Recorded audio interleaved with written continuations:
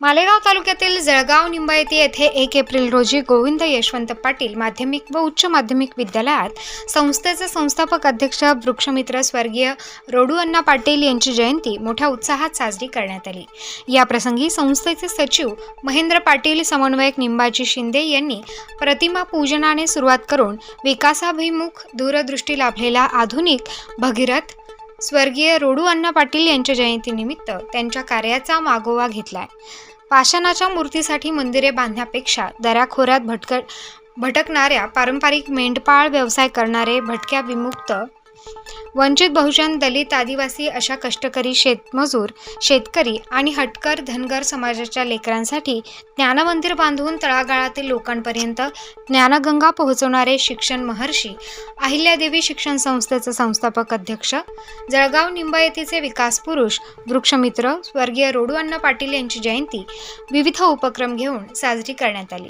यावेळी सर्व संचालक, विश्वस्त, विद्यालयाचे प्राचार्य PN पवार, पर्यवेक्षक काळे, सिनियर कॉलेजचे प्राचार्य सानप तसेच सर्व शिक्षक, शिक्षकेतर कर्मचारी व सर्व विद्यार्थी-विद्यार्थिनी उपस्थित होते।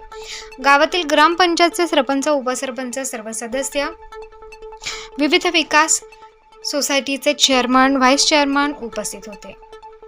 कार्यक्रमाचे सूत्रसंचालन ज्युनियर कॉलेजचे ठोके सर व माध्यमिकच्या शिक्षिका कावेरी शिंदे यांनी केले। कार्यक्रमाचे प्रास्ताविक विद्यालयाचे प्राचार्य N पवार यांनी केले, त्यानंतर PN पवार यांनी केले, तर त्यानंतर वक्तृत्व स्पर्धा सुरू करण्यात आली। यशस्वी विद्यार्थ्यांना व मागील वर्षी 10वीच्या परीक्षेत प्रथम, द्वितीय, तृतीय क्रमांक मिळवणाऱ्या विद्यार्थ्यांचा सत्कार करण्यात आलाय व विद्यालयाचे शिक्षक थोरे यांनी आपले मनोगत व्यक्त केले। तसेच AM साळुंके यांनी सर्व मान्यवरांचे आभार मानले आहेत। हरवलेल्या प्रत्येक क्षणाला आम्ही नव्याने जिंकवलं, हरवलेल्या प्रत्येक क्षणाला आम्ही नव्याने जिंकवलं। वादळाशी कसं लढावं हे आमच्या अण्णांकडून शिकावं, हे आमच्या अण्णांकडून शिकावं। आई तुळजाभवानींच्या कृपेने आणि स्वराज्याचे जनक छत्रपती शिवाजी महाराजांच्या पदस्पर्शाने पावन झालेल्या या भूमीत मी समीक्षा रवींद्र माननो तसेच प्रगल्भ व्यासपीठावरील मान्यवर, आजच्या कार्यक्रमाचे अध्यक्ष मंडळ, अहिल्यादेवी शिक्षक प्रसारक मंडळाच्या अध्यक्षा श्रीमती ताईसाहेब, सचिव नानासाहेब तसेच समन्वयक अण्णासाहेब, इथे जमलेले सर्व पाहुणे, महाविद्यालयाचे प्राचार्य PN पवार सर, पर्यवेक्षक VD काळे सर, माझे सर्व गुरुवंदनीय वर्ग तसेच माझ्या मित्रमैत्रिणींनो, आज अण्णांचा जन्मदिवस। अण्णांचा जन्म 1 एप्रिल 1942 रोजी जळगाव येथे झाला। अण्णांना लहानपणापासूनच समाजकार्याची अतिशय आवड होती। आपण ज्या समाजात राहतो त्या समाजाचे दुःख, त्यांची तळमळ अण्णांनी ओळखली होती।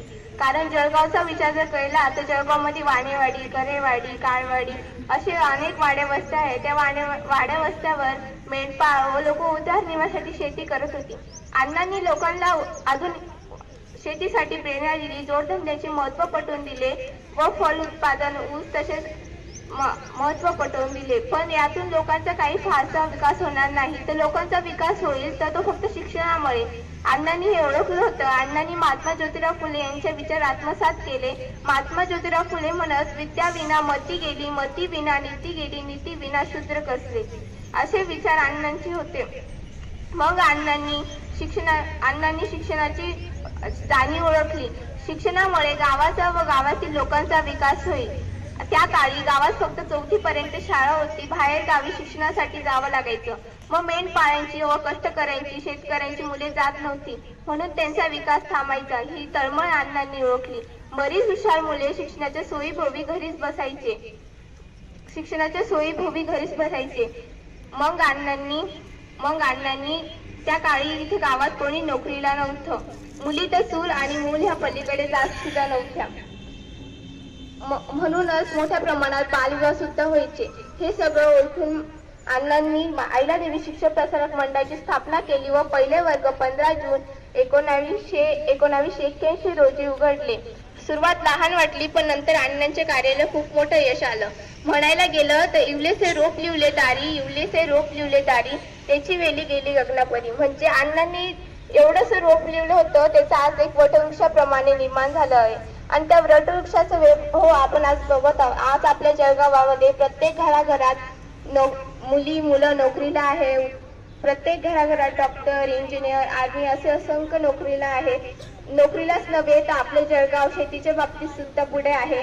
आज आपल्या जळगावमध्ये फल उत्पादन म्हणजे डाळिंबाची शेती सुद्धा केली जाते. ते हे सगळं कशामुळे? शिक्षणामुळे झालं असं मला वाटतं. अण्णांनी माणसाचंच नव्हे तर वृक्षाचं सुद्धा संवेदनाही जाणला, म्हणून त्यांना वृक्षमित्र म्हणून सुद्धा ओळखलं जातं. सगळं नीट चालू असताना नियतीने घाला घातला व 12 मे 2012 रोजी अण्णा आपल्याला अचानक सोडून गेले. अण्णांच्या पश्चाताप ताईसाहेब किंवा नानासाहेब खचले नाही. त्यांनी अण्णांच्या पश्चाताप आपली शाळा सुरळीतपणे चालू ठेवली आणि ही अशीच चालू राहणार आहे, यात कुठलीही शंका नाही. शेवट एकच म्हणे, संवाद जरी सुटला तरी सुमंद सुगंध देत राहील. संवाद जरी सुटला तरी सुमंद सुगंध देत राहील. आयुष्याच्या प्रत्येक वळणावर अण्णा आठवण तुमची येत राहील. अण्णा आठवण तुमची. धन्यवाद. स्टार न्यूजसाठी सुनील आहेर, जळगाव निंबायती.